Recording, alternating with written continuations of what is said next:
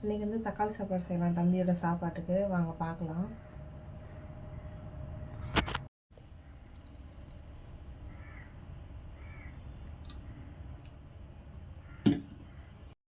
மூணு பட்டை, 2 அன்னாசிப்பூ, கிராம்பு இதெல்லாம் எடுத்து வச்சுருக்குறேன்.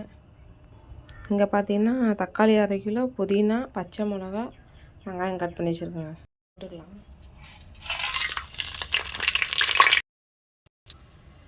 இப்போ வந்து வெங்காயம் போட்டுக்கலாம். நம்ம கொஞ்சம்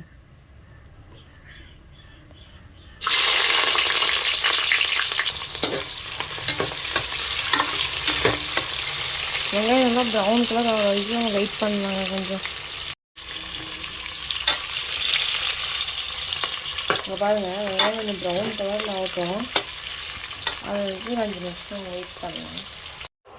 சைடில் வந்து நான் பாருங்கள் தண்ணி காய வச்சுட்டு இருக்கேன். இதுக்குன்னா மீல் மேக்கர் நம்ம போட்டுக்கலாம். பாருங்கள் ப்ரௌன் ஆகிடுச்சு. இப்போ தக்காளி வந்து நம்ம போட்டுக்கலாம்.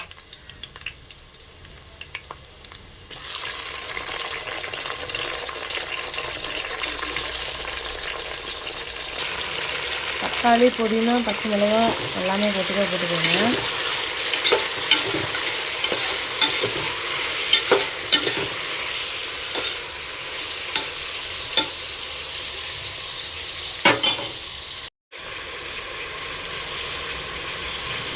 கூட சொன்னேன். இங்கே பாருங்கள், ஆப்போசிட் கேமரா போட்டால் லைட் இருக்கும், ஃபோக்கஸ் ஆகும், தெரிய மாட்டேங்குதுங்க.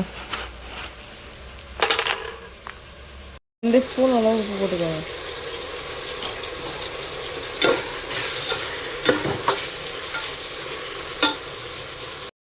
பிரியாணி அரிசி தான் நான் ஊற வச்சுருக்கிறேன். அரிசி அலசி அதெல்லாம் நம்ம போட்டுக்கலாம். அரிசி போட்டாச்சு, கிளறி விட்டுக்கலாம். ஊற வச்சேன். இதில் 1.5 டம்ளர் அளவுக்கு நம்ம தண்ணி ஊற்றிக்கலாம். ஃபில் பண்ணோம், எடுக்கவும் இல்லைங்க. நம்ம தண்ணி ஊற்றிக்கிட்டோம். இப்போ கரெக்டான அளவு உப்பு போட்டு ஜிலேபி பவுட்ரு போட்டு குக்கர் மூடி ஒரு விசில் விட்டுருங்க. விசில் வந்ததுக்கப்புறம் பார்க்கலாங்க. ஐயோ, ஒரு வேளை சாப்பாடும் செஞ்சாச்சு. இப்போ போய் மறுபடியும் டுஜு எழுப்பி ஸ்கூல் அனுப்புகிற வேலை மட்டும்தாங்க.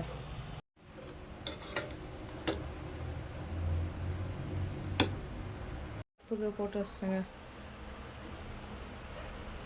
உப்பு இது சாப்பாடு போட்டு வச்சுட்டு இருக்கு. அவ்வளோதான், ஸ்கூல் கிளம்பியாச்சு. பாய்.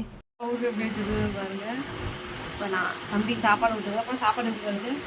நல்லா இருந்தாப்பா. சரி, பாய் சொல்லு. பாய் சொல்லு. பாய். சப்ஸ்கிரைப் பண்ணுங்க.